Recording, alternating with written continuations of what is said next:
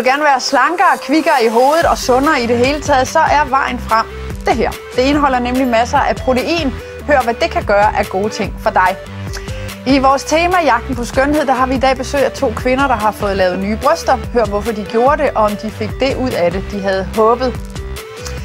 Og så er det i dag, at modeugen skydes i gang med et stort show her på Hovedbanegården i København. Jeg taler med et par af tilskuerne, nemlig håndbold-VM-sølvvinder Hans Lindberg og sangerinden Sasseline. God aften Danmark, og velkommen.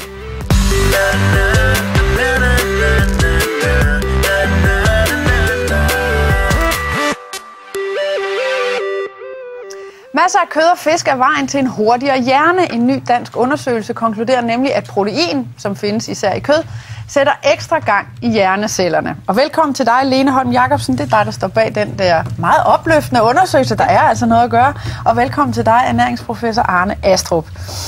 Nå, du satte dig for, at du ville teste, om meget protein gør folk skarpere i hovedet. Ja. Hvordan testede du så det? Det testede ved at sætte nogle unge, raske forsøgspersoner i gang med at spise henholdsvis en normal proteinkost og en højproteinkost. Og efter 3 uger testede vi så deres reaktionstidstest blandt andet, og fandt, at dem på højproteinkosten, de simpelthen kunne øge deres reaktionstid. Ja, det var nogle opgaver, de fik på computer, ikke også? Ja. Så I nøjagtigt kunne måle, hvilke af de 2 grupper, der simpelthen arbejdede hurtigst. Ja. Altså, hvad var det så, du fik dem til at spise? Det var 23 unge mænd, du havde delt i 2 grupper. Hvad fik du dem til at spise?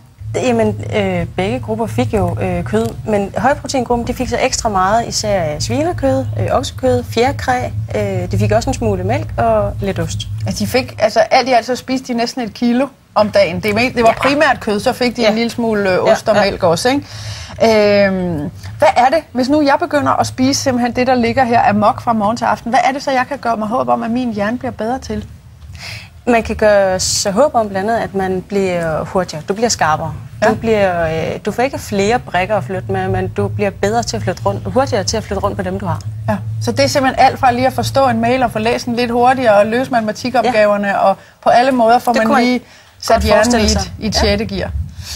Arne Astrup, det er jo godt nyt. Og du har jo mere godt nyt, hvis man altså fylder sit liv og sin mavesæk med proteiner. Hvad er det mere kan, ud over at gøre en skarpere i hovedet? Det er faktisk for verdens største kostundersøgelse, som vi har haft fornøjelsen af at brænde 15 millioner euro af til at gennemføre i Europa. Du ser helt glad ud. Hvor vi altså viste, at hvis vi skal en lille smule ned på de raffinerede kulhydrater, sådan noget som hvidt franskbrød og ris og pasta, og så spiser lidt mere af de her proteiner, jamen så behøver man faktisk ikke gå og tælle kalorier mere, så taber man sig helt automatisk.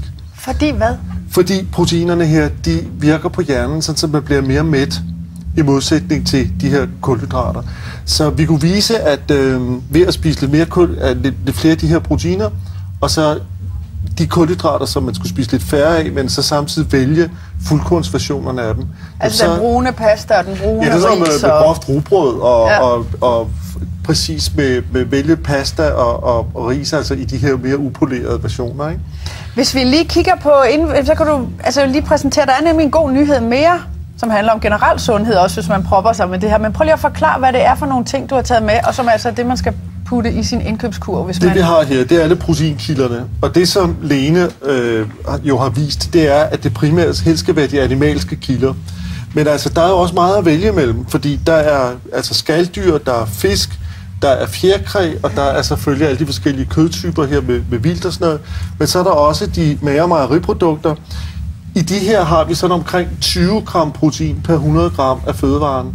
20 gram. Og det er højt. Det er højt. Ja. Det er der også sådan lidt af i mandler og nødder. Men også de her magre mejeriprodukter, som skier her, og hytteost og yoghurt og sådan noget, er der omkring 10 gram per 100 gram. Og det her, det er jo faktisk, den skulle have været herovre. Der er også 20 gram, ikke? Det er 1000, ikke? Ja.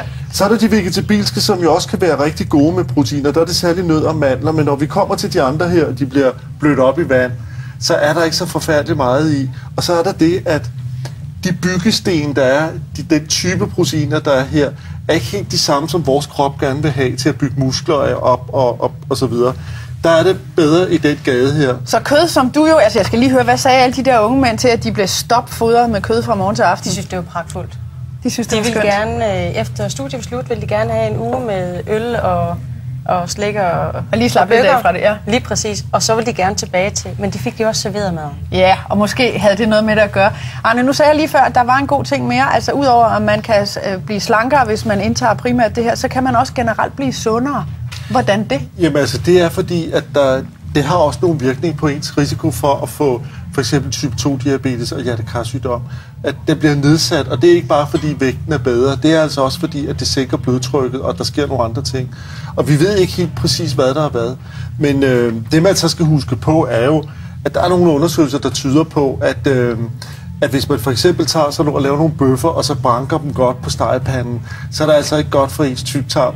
Det kan godt give noget mere kræft. Så er det ikke alle typer kød? Hvad med røget og saltet? Jamen altså, alt det der røget og saltet og hårdt forarbejdet, det ser ud til ikke at være alt for godt. Men altså, hvis man tilbereder det nænsomt, og så øvrigt kombinerer det med fisk og de magre mejeriprodukter, så er den også helt fint, så skulle der ikke være de store problemer i det.